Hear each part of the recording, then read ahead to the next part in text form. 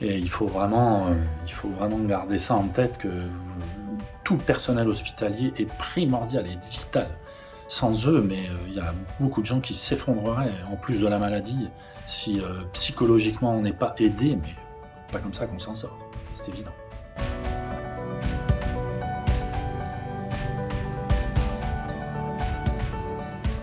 Bonjour, je m'appelle David Laborde, j'ai bientôt 52 ans et j'ai fait une forme grave de la Covid en février 2021.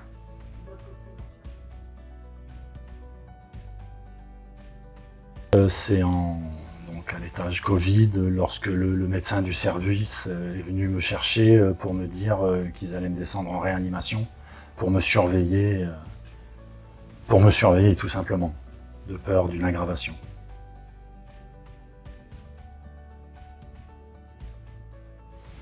Alors, rapidement, comme ça, là, vite fait, j'en aurais deux qui me viennent tout de suite à l'esprit, pas une, mais deux. C'est un médecin réanimateur, Eric, de son prénom, qui est venu me voir, bien sûr, lorsque j'ai atterri en réanimation en étant conscient, et qui m'a apporté un soutien, mais indéfectible, et ça a été une force pour moi, et une kinésithérapeute qui également, dans un moment très difficile sur un exercice respiratoire où j'ai craqué, moi aussi, a été un rayon de soleil pour moi sur cette journée très difficile.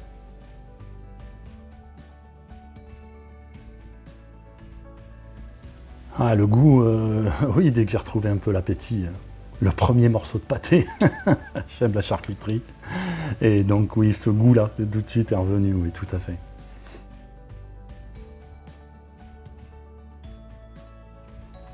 Un souhait, ne plus refaire de forme grave du Covid. Ça a été une épreuve vraiment difficile et où il va me falloir du temps pour un peu oublier tout ça ou en tout cas le gérer mieux.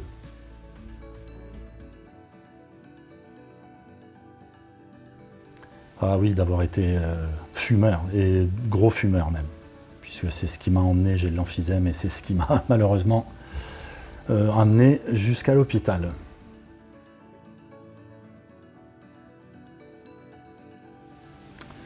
Alors, oui, très rapide, un des médecins réanimateurs était espagnol et avait un bel accent espagnol.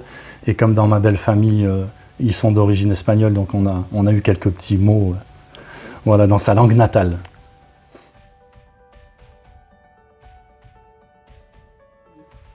Alors c'est la peur, vraiment cette peur de peut-être ne jamais ressortir de l'hôpital, quoi, hein. Cette saturation vraiment très mauvaise, donc l'impossibilité de respirer correctement, on se demande quelle va être la suite. Voilà, c'est vraiment cette peur de ne plus voir les gens que j'aime, de ne pas les revoir. C'est de la peur, tout simplement.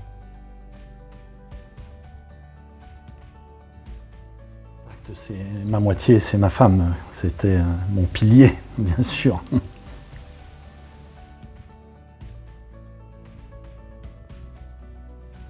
Alors, tout de suite, je dirais, ce qui ne détruit pas rend plus fort.